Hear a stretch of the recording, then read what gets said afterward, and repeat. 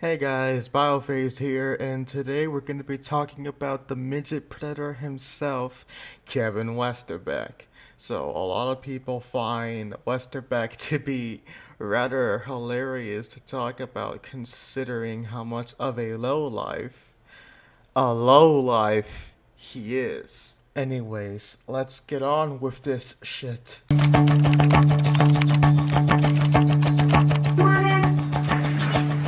I gotta finish getting changed, okay?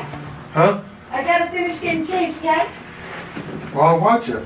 Already this dude walks into the fucking house and his perverted self just has to come through. Just wait at the bar for a second. I gotta get on my way. Kevin Westerbeck walks in, and he's very short.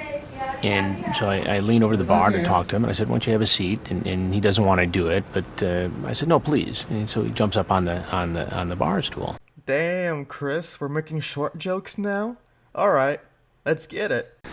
Hey, how are you? Fine, how you Do doing? me a favor and have a seat right over there on that stool, please. Yeah. He's like I just sat next to him at a sports bar or something. We were talking about, a hockey game. Oompa loompa doopity doop.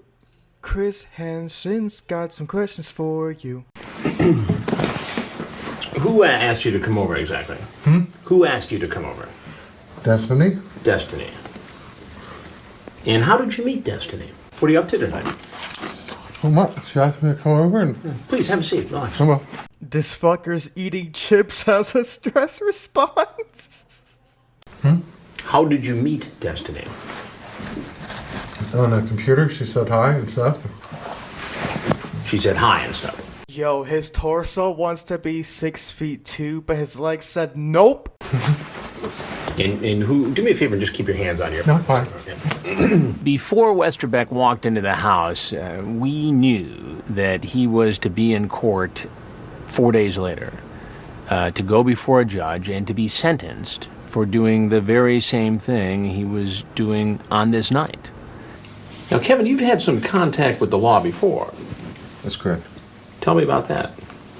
This child, At this point, Kevin Westerbeck looks like a bargain bin Jeffrey Epstein.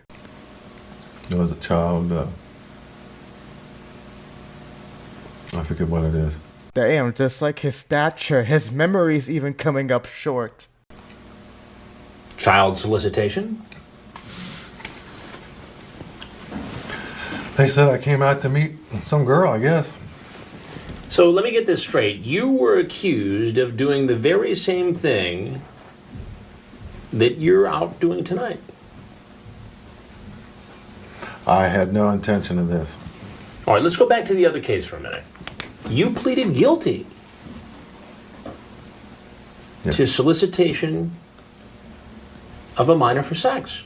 It was a plea. Ooh, he took a plea deal. It was a plea. Right. You pleaded guilty. Correct. And you got sentenced for that plea, correct? That's correct. 11 months. Correct. In fact, next week, on Thursday, you have to go to court. Correct. What will you learn? What will you learn? That your actions have consequences! And then you're going to go to prison. Correct. What then are you doing in this house? Less than a week before you're supposed to be in court and go to prison for doing the very same thing. Stupidity, because I didn't expect this to be like that. Yeah, that's why they're called sting operations. You know, he's very short-sighted in that regard. So what, it's my fault? No, it's not your fault. I'm not saying that. He told me at first he was just there to talk to the girl, to hang out. What's wrong with that? Almost challenging me as to why I would question him. And then I start to read from the chat log. She says, "I like kissing." You say, "Would you get naked?" Truth be told, he likes little girls because he could see eye to eye with them. Literally, because he's so fucking short. "I just don't want to get cold," she says. You say, "Have sex?" Now, a moment ago, you told me this wasn't a sexually oriented conversation. That was a lie, too, wasn't it? I was just talking. Just talking. And, little by little, his story starts to fall apart. Little by little. God damn it, Chris.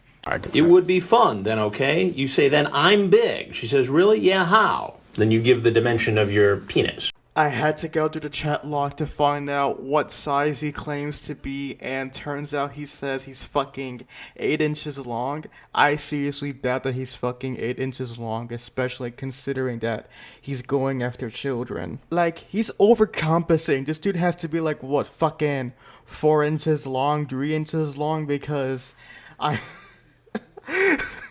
He's just fucking insecure about himself and his fucking dick size, so he has to fucking lie about it. That's not sexual? Just BS talk. Just BS talk. To me it was. Okay, so that BS talk got you sentenced to prison once already. And less than a week before you're supposed to go to court and prison, you are here in this house trying to meet a 13-year-old girl home alone. Wow, this guy really is a fucking... Listen, I have no intentions of having sex with her. That was a fucking lie. Yeah. How can you say that? It's what it says, but I didn't. Why should I believe that? Because I'm telling you the truth. I'ma keep on lying to you. Yeah. Until you think it's the truth. I'm just gonna plan on meeting her, say hi, how you doing, and that's it. How you doing? And that's it. And that's it. So less than a week before you're supposed to go to court, where you're probably going to be designated a registered sex offender, Yes.